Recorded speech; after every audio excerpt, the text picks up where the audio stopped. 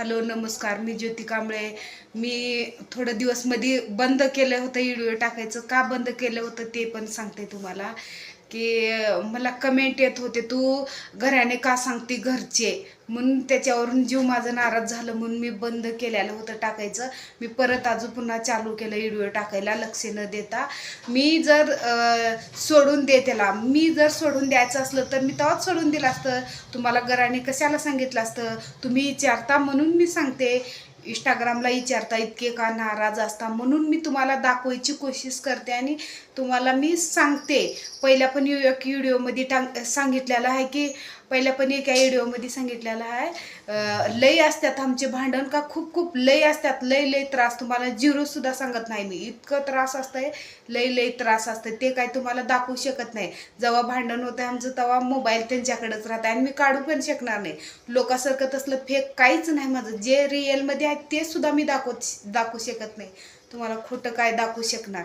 सांगते की सारखेच मला कमेंट येतात. खरंच तिकडं मला कमेंट करू नका. तुम्हाला मी यूट्यूबला बघायला सांगते आणि यूट्यूबला खरंच नक्की माझे व्हिडिओ बघा. म्हणजे मी तिकडे काय सांगू शकत नाही.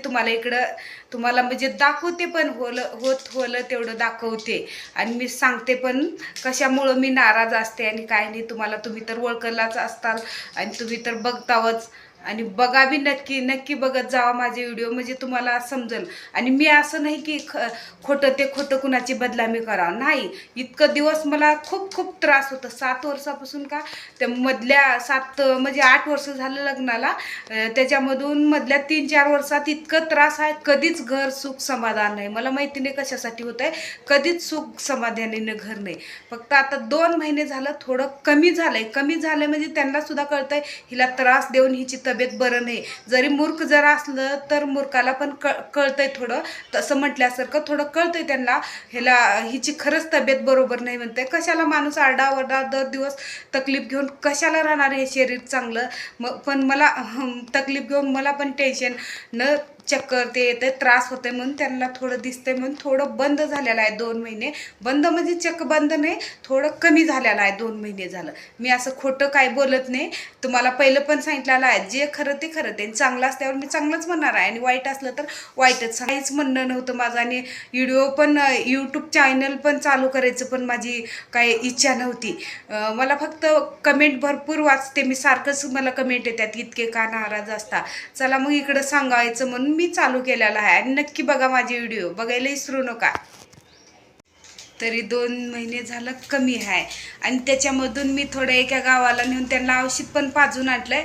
पण त्याचं काय मला रिझल्ट वाटत नाही, रिझल्ट येत असं वाटत नाही. तरी 2 महिने झालं कमीच आहे.